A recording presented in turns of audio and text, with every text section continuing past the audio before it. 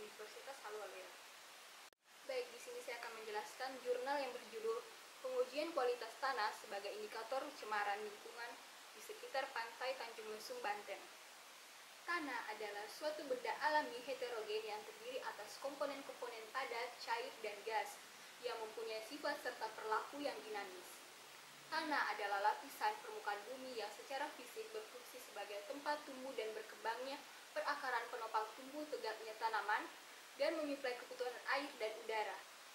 Begitu banyak kegiatan manusia yang menyebabkan terjadinya kerusakan tanah. Di dalam peraturan pemerintah nomor 150 tahun 2000 disebutkan bahwa kerusakan tanah untuk produksi biomasa adalah berubahnya sifat dasar tanah yang melampaui kriteria baku kerusakan tanah. Ketika suatu zat berbahaya atau beracun telah mencemari permukaan tanah, maka ia dapat menguap, tersapu air hujan, atau masuk ke dalam tanah. Pencemaran yang masuk ke dalam tanah kemudian terendap sebagai zat kimia beracun di tanah. Zat beracun di tanah tersebut dapat berdampak langsung kepada makhluk hidup. Oleh karena itu, untuk mengetahui kerusakan tanah akibat pencemaran, maka perlu dilakukan analisis terhadap tanah.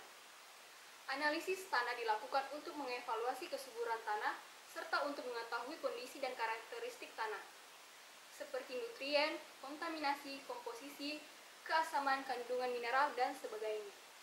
Penelitian ini dilakukan di daerah Pantai Tanjung Lesung yang terletak di ujung barat Pulau Jawa, tepatnya di Desa Tanjung Jaya, Kecamatan Panimbang, Kabupaten Pandeglang, Provinsi Banten.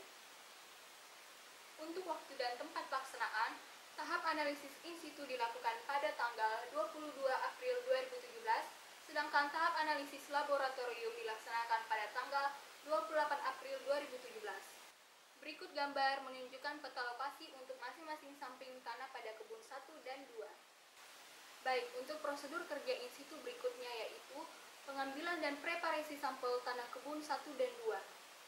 Pengambilan sampel tanah dilakukan pada 2 kebun yang berbeda di sekitar penginapan. Baik, untuk yang berikutnya yaitu penentuan pH KCI dan pH H2O. Sampel tanah kebun 1 dan 2 ditimbang masing-masing 10 gram dan dimasukkan ke dalam 8 buah botol air mineral plastik, 2 buah untuk tanah kebun 1 pH KCI, 2 buah untuk tanah kebun 1 pH H2O. Baik, untuk yang berikutnya yaitu penentuan kapasitas tukar kation tanah kebun 1 dan 2. Baik, untuk metode yang kedua yaitu prosedur kerja laboratorium, di mana di sini terbagi menjadi 3, yaitu yang pertama penentuan faktor koreksi kelembapan, yang kedua pembuatan larutan standar, yang ketiga destruksi dan analisis sampel tanah.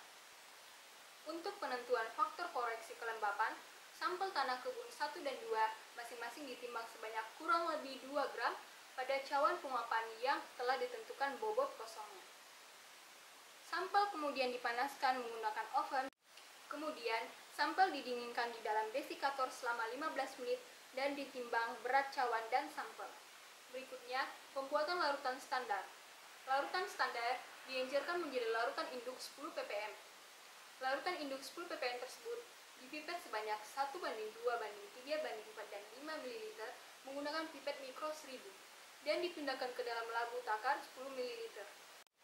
Berikutnya, destruksi dan analisis sampel tanah yang bisa teman-teman lihat pada layar teman-teman. Pada percobaan ini, penentuan kandungan logam di dalam sampel tanah kebun 1 dan 2 dilakukan dengan metode kurva kalibrasi. Baik, kita melangkah pada hasil penelitian yang dimana terbagi menjadi 3, yang pertama keasaman tanah, yang kedua kapasitas tukar kation atau KTK, dan yang terakhir kandungan logam berat. Untuk hasil penelitian keasaman tanah bisa teman-teman lihat pada tabel di atas. Dan berikutnya kapasitas tukar kation. Dan yang terakhir, kandungan logam berat. Baik, untuk kesimpulannya, berdasarkan hasil percobaan dan analisis baik secara in situ maupun laboratorium yang telah dilakukan pada sampel kebun tanah 1 dan 2 di daerah Pantai Tanjung Lesung, Kabupaten Pandeglang, maka dapat disimpulkan bahwa parameter uji yang telah dilakukan meliputi keasaman tanah, kapasitas tukar kation, dan kandungan logam berat masih memenuhi ambang batas cemaran lingkungan tanah.